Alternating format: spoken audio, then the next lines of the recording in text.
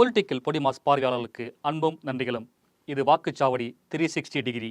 தேர்தல் நடைமுறைகளில் வாக்குச்சாவடி முக்கிய பங்கு வகிக்கிறது. மக்களாட்சியின் மையம் வாக்குச்சாவடிகள்தான். அதன் செயல்பாடுகள் குறித்த ஒரு முழுமையான பார்வையை செலுத்தப் போகிறோம். வாக்குச்சாவடி அலுவலர்களுக்கான வழிகாட்டியாக, முகவர்களுக்கு பயிற்சி கருவியாக, வாக்காளர்களுக்கு விழிப்புணர்வை ஊட்டக்கூடியதாக இந்த வாக்குச்சாவடி 360 டிகிரி சீரியல் அமையும். தேர்தல் ஜனநாயகத்தின் வேர்களான வாக்குச்சாவடியின் மேலாண்மை மற்றும் சவால்கள் பற்றி விரிவாக பார்க்க போகிறோம். ஒரு முழுமையான தேர்தல் வழிகாட்டியாக வாக்குச்சாவடி 360 டிகிரி இருக்கும். வாக்குச்சாவடியின் A to Z அம்சங்கள் அனைத்தும் உள்ளடக்கியதாக இந்த தொடர் அமையும். வாக்குப்பதிவு முதல் வாக்கு எண்ணிக்கை வரையிலான நடைமுறைகளை தெரிந்து கொள்வோம். வாங்க.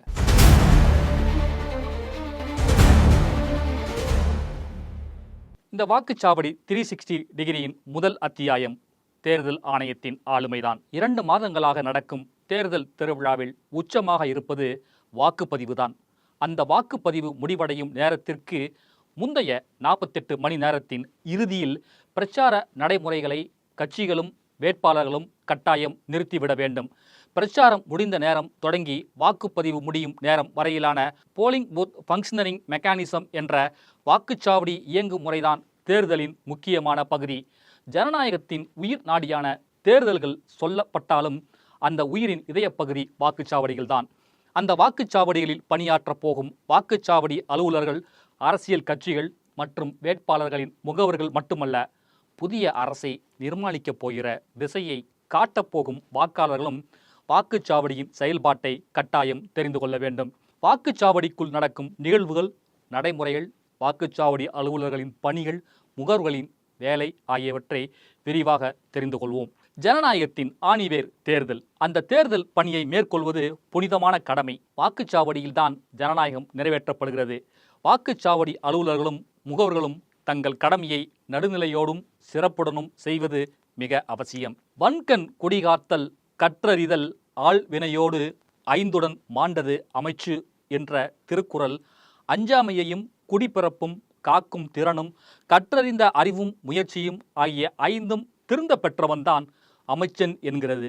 இந்த 5 அறிவையும் பயன்படுத்தி தேர்தல் பணியை செய்ய வேண்டும். தேர்தலில் வாக்காளர்கள்தான் எஜமானர்கள் என்றாலும் நிஜத்தில் அவர்கள் பார்வையாளர்கள்தான். ஆனால் வாக்குச்சாவடி பணியாளர்கள்தான் அந்த தேர்தலை நேர்மையாக்குகிறார்கள். அத்தகைய புனித பணியை மனவிருப்பத்தோடு செய்ய வேண்டும். இது முகவர்களுக்கும் பொருந்தும். தனிப்பட்ட அரசியல் விருப்பு வெறுப்புகள் இருந்தாலும் அதை மறந்து தேர்தல் அலுவலர்கள் நடுநிலையாக நடந்து கொள்ள வேண்டும், நேர்மையாக பணியாற்ற வேண்டும். வாக்குச்சாவடி அலுவலர்கள் எந்த முறைகேட்டையும் செய்யாதிருங்கள், எந்த முறைகேட்டையும் அனுமதிக்காதீர்கள். செல்லும் வாக்குச்சாவடி புதிய இடம், அதனால் தொடர்பில்லாத பேச்சுக்களை தவிர்க்க வேண்டும். மனதில் உள்ள விருப்பு வெறுப்புகளை வீட்டிலேயே விட்டு செல்லுங்கள். வாக்குச்சாவடியில் கடைபிடிக்கும் அமைதியும் பொறுமையும் உங்களை வெற்றிகரமான தலைமையாளராக முன்னிறுத்தும். 1951ஆம் ஆண்டு மக்கள் பிரதிநிதித்துவ சட்டத்தின் பிரிவு 26 படிதான் வாக்குச்சாவடி அலுவலர்கள் நியமிக்கப்படுகிறார்கள். தேர்தல் பணி இன்றியமையாத பணியாக வரையறுக்கப்பட்டிருக்கிறது. அதனால் அரசு அலுவலர்கள் யாரும் அந்த பணியை மறுக்கவோ உதாசீனப்படுத்தவோ முடியாது. தேர்தல் பணியில் ஈடுபடும் அனைத்து அலுவலர்களும் இந்திய தேர்தல் ஆணையத்தின் கட்டுப்பாடு மற்றும் ஆளுமையின் கீழ் வருவார்கள் என்கிறது மக்கள் பிரதிநிதித்துவ சட்டம் பிரிவு 28A. தேர்தல் பணி அலுவலர்கள் தவறு செய்தாலோ தங்கள் பணியினை செய்ய தவறினாலோ அவர்கள் தண்டனைக்குரிய குற்றத்தை செய்ததாக கருதப்படும் என சொல்கிறது மக்கள் பிரதிநிதித்துவ சட்டப்பிரிவு 134. வாக்குச்சாவடி அலுவலர்களில் முதன்மையானவர் பிரசிடிங் ஆபீசர் என அழைக்கப்படும் வாக்குச்சாவடி தலைமை அலுவலர்தான். வாக்குச்சாவடி தலைமை அலுவலர் என்பவர் ஒரு வாக்குச்சாவடியில் தேர்தல் பணிகளை மேற்பார்வையிடும் மிக உயரிய அதிகாரி ஆவார். தொகுதியின் தேர்தல் நடத்தும் அலுவலரால், அதாவது ரிட்டர்னிங் ஆபீசரால் வாக்குச்சாவடி தலைமை அலுவலர் நியமிக்கப்படுவார். வாக்குப்பதிவின் நேர்மை, வாக்குப்பதிவு இயந்திரங்களை கையாளுதல் மற்றும் வாக்குப்பதிவு முடிந்ததும் ஆவணங்களை ஒப்படைத்தல் போன்ற ஒட்டுமொத்த பொறுப்புகளையும் வாக்குச்சாவடி தலைமை அலுவலர் வகிக்கிறார். நல்ல முறையில் வாக்குப்பதிவு நடைபெற தலைமை அலுவலரின் பணி மிக முக்கியமானது.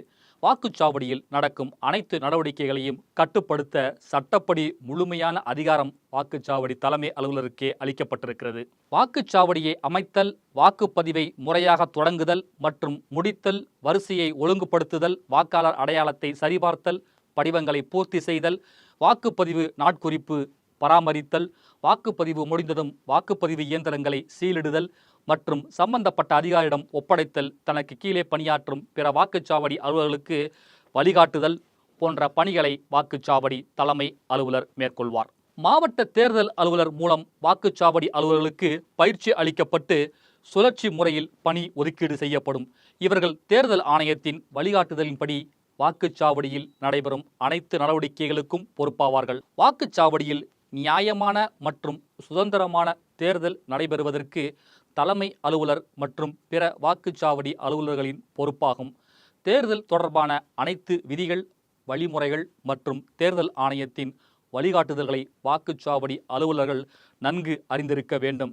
அதற்காக தேர்தல் ஆணையத்தால் தயாரிக்கப்பட்டுள்ள வாக்குச்சாவடி தலைமை அலுவலர்களுக்கான கையேட்டினை நன்றாக படிக்க வேண்டும்.